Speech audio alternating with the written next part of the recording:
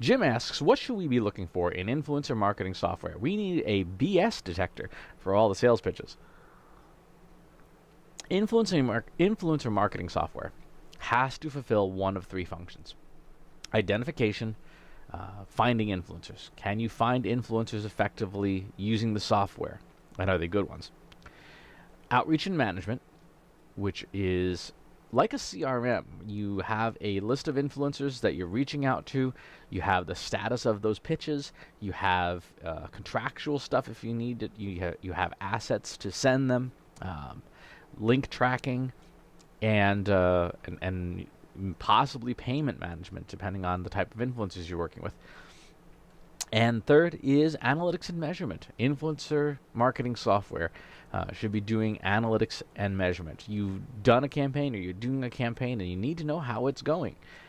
Now, not every package of influencer marketing software is going to do all three. In fact, the few that attempt to do all three usually do one thing well and two things badly. So right now, your best bet is probably a series of point solutions that integrate with your central marketing systems to manage that.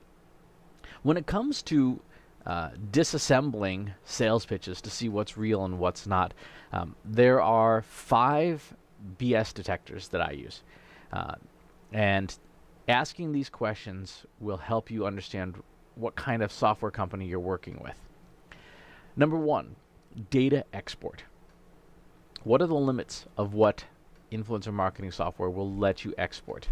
The best companies, the best influencer marketing packages will let you export massive quantities of unrefined data. You could, for example, I use a product called TalkWalker. I'll put a link in the show notes if you want to take a look at it. I'll put in a hashtag for like a major conference, and I want to be able to export all of the conversations about the conference. And so with their software, I can pull out a couple 100,000 or even 500,000 mentions at a time, because I want to do my own data processing on it. I used to work with other influencer marketing platforms, and they had very strict limits.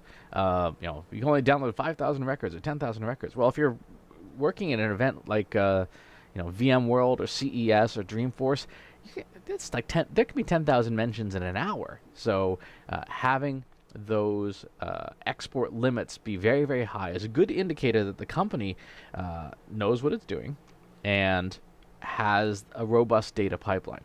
And the reason for that is, if a company won't let you get past a certain number of records, there's a good chance they're sampling and they're not able to pull all the actual data. So it's a hint that things might not be as robust on the back end. Number 2, insight into their algorithms. This is a big one. How does, especially for influencer identification, how does the software make decisions?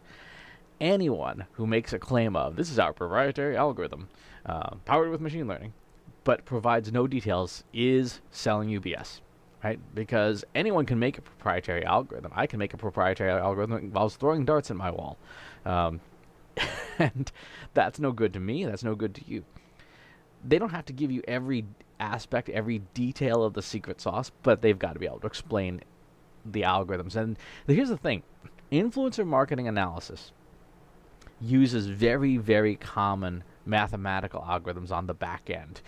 There are probably 4 or 5 major ones that they use. And you can do little tweaks and adjust the formulas, but the cores are the same. It's like making an omelet. Fundamentally, structurally, there's only so many ways you can make an omelet and still be able to call it an omelet. You'll have your own secret herbs and spices, but it's still an omelet. Same is true with influencer marketing algorithms. There's 4 or 5 core algorithms that pretty much anyone who knows what they're doing has to be able to be using. So be ready to ask those questions, and get a data science friend to talk to you about what those algorithms are, so that you can get some clarity into them. Number 3, network reach. The more social networks, the better. You want influencer marketing software that does identification and management and analytics to be able to see into multiple social networks. Something that is just a Facebook tool or just an Instagram tool or whatever is going to be less useful to you than something that can see across a bunch of networks. The catch is this. make sure that they're doing it in an above-board way. What you don't want is a company that is scraping data against the terms of service of a network, because what can happen is that company can get shut down. There was a tool a number of years ago that was fantastic at Instagram. It was called Magimetrics, and Instagram said that you're violating our terms of service, and they were completely cut off, and they're like, sorry, we got to close up shop. We can no longer access any part of Instagram. So make sure that companies are doing their data access the right way through the approved APIs.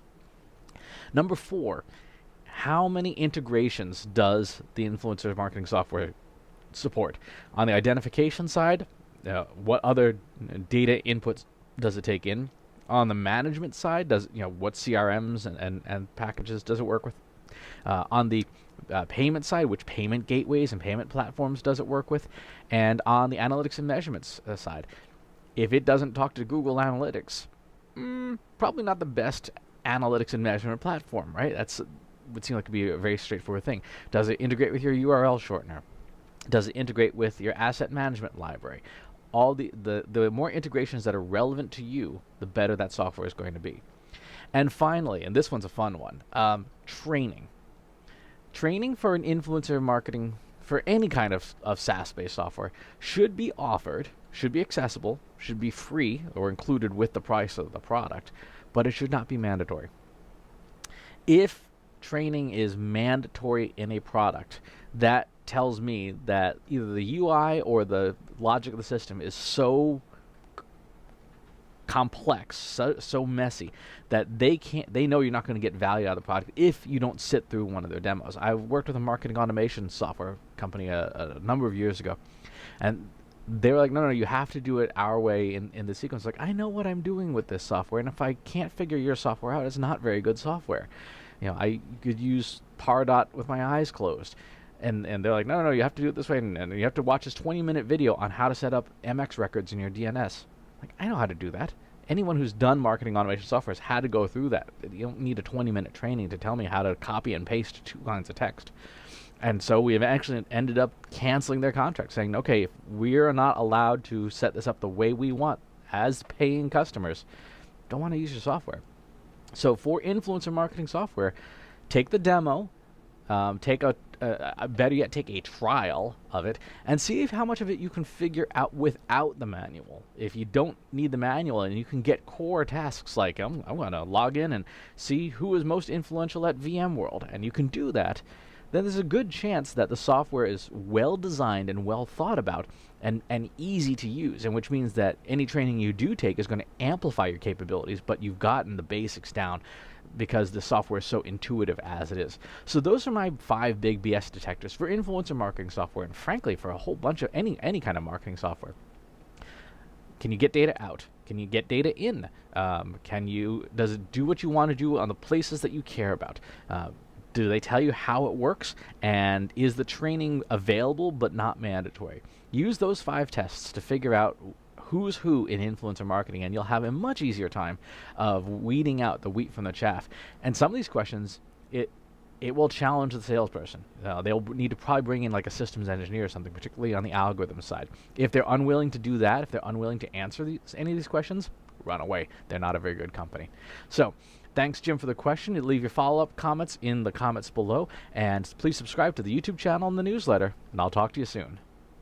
Want help solving your company's data, analytics, and digital marketing problems? Visit trustinsights.ai today and let us know how we can help you.